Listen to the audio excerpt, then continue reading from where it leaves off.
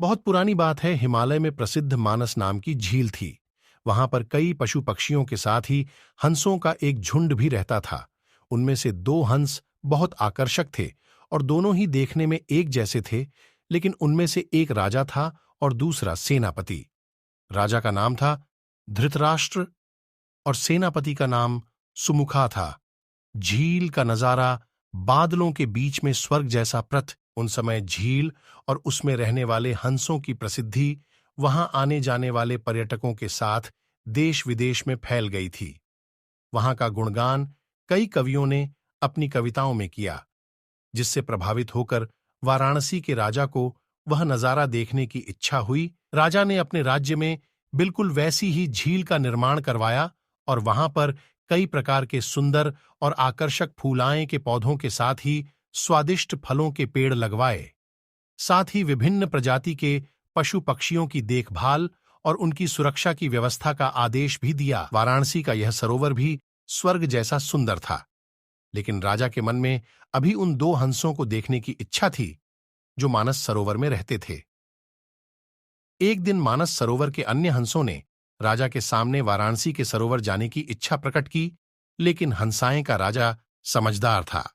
वह जानता था कि अगर वो वहां गए तो राज उन्हें पकड़ लेगा। उसने सभी हंसों को वाराणसी जाने से मना किया, लेकिन वो नहीं माने। तब राजा और सेनापति के साथ सभी हंस वाराणसी की ओर उड़ चले।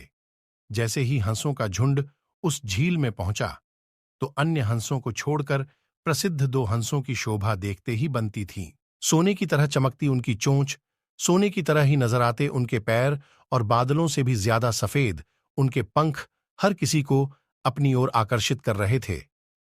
अन्य सभी हंस उड़ गए, लेकिन उनका सेनापति सुमुखा अपने स्वामी को फंसा देखकर उसे बचाने के लिए वहीं रुक गया।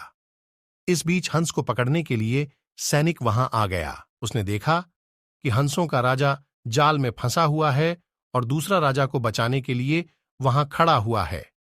हंस की स्वामी भक्ति देखकर सैनिक बहुत प्रभावित हुआ और उसने हंसों के राजा को छोड़ दिया। हंसों का राजा समझदार होने के साथ साथ दूरदर्शी भी था। उसने सोचा कि अगर राजा को पता चलेगा कि सैनिक ने उसे छोड़ दिया है तो राजा इसे जरूर प्राणदंड देगा। तब उसने सैनिक से कहा कि आप हमें अपने राजा के पास ले चलें। यह सुनकर सैनिक उन्हें अपने साथ राज दरबार में ले गया। दोनों हंस सैनिक के कंधे पर बैठे थे। हंसों को सैनिक के कंधे पर बैठा देखकर हर कोई सोच में पड़ गया।